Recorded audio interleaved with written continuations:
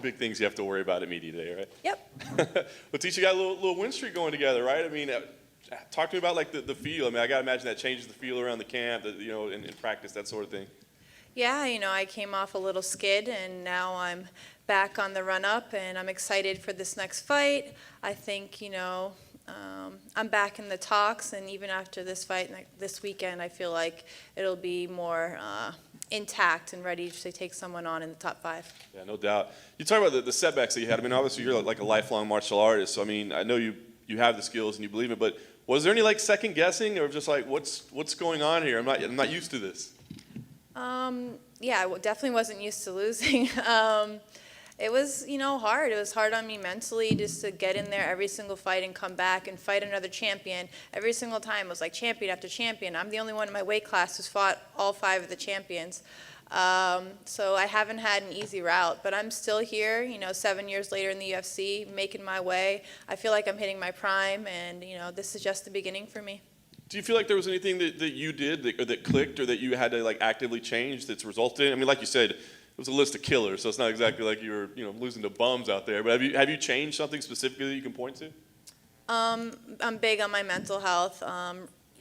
Almost 2 years ago now, I came out publicly saying that I've been struggling with my mental health, and I feel like that's really helped me in my own battle outside the octagon and inside the octagon, and just gaining more confidence. Honestly, I felt like at that point in time when I was losing, I gave my opponents all the credit, and I was like, they're amazing athletes, and I'd go in there like worrisome. But at the end of the day, they're human like me, and they're not going to do anything different than a girl has done in the past. And I am amazing. So, since then, I'm just more inclined to think valuable and highly about myself, and I feel like that's what's helping me be more confident in the octagon.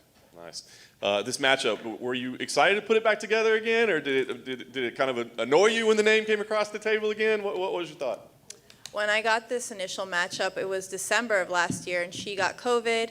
Then it was canceled, and I got the last-minute replacement, which I was thankful with, Sam Hughes. And then, that was the only name Mick was shooting at me. And I was like, come on, Mick. Like, I'd really like to fight someone ranked above me. I've been in this game a long time, and I'm 31. I'm only getting older, and I want to make it to the top. And he wasn't giving me any other names, to be honest. I said I'd fight anybody. And I haven't fought since December. I said, you know what, I'll just fight. I'll take it. I'll get a great win, and then, I'll make sure that he has to give me somebody ranked higher than me. And then she doesn't have the ranking that you'd like, but what do you think about her as an opponent? I mean, obviously she's come a long way since the first time you guys met.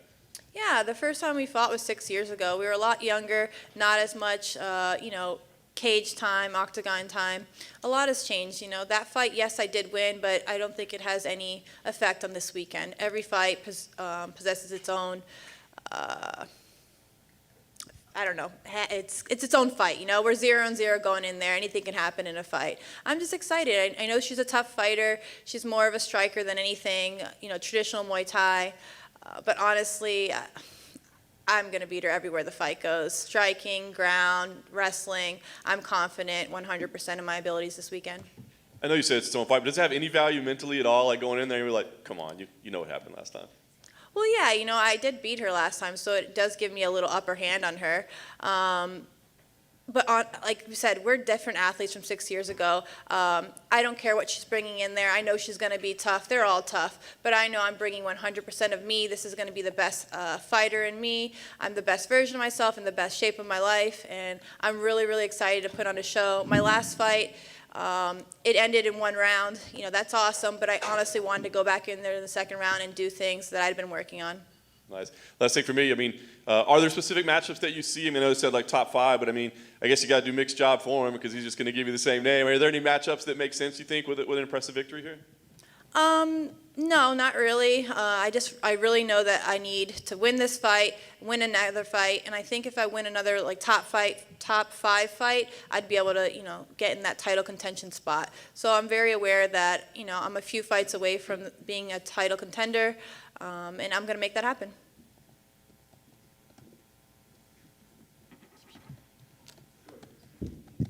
Hi, Tecia. Angela Hill referred to your first fight as the worst fight in UFC history, maybe because you lost. How did you feel about that fight? Since there were boos and, from my memory, it was a pretty wrestling heavy fight. How did you feel about it? What I remember about Angela and I's first fight is the altitude. I was coming from sea level. I'd never fought anywhere or trained anywhere above, 3 feet above the ground. So in that fight, yeah, it was a wrestling fight. I did what I had to do to win the fight, take her down and just honestly kind of lay on her. I was dying, so was she. Like, I was breathing heavy, but trust me, Angela was breathing 5 times heavier than me on the bottom, So, a fight's a fight. If it's boring, it's boring, but I won. My hand was raised, so I don't care anything else outside of that. Well, just as a fighter, was that fight just kind of fighting in Mexico City? Was that just a miserable experience, though? Fighting in Mexico City, the actual fight, yeah, that was miserable. If I fought again now, okay, I'll fight tomorrow. I live in Denver now and train out of Denver, so I'm more than ready for that. But outside of the octagon thing, no, I loved it. I'm Hispanic, I'm Latina, so it was awesome fighting in front of Mexican people.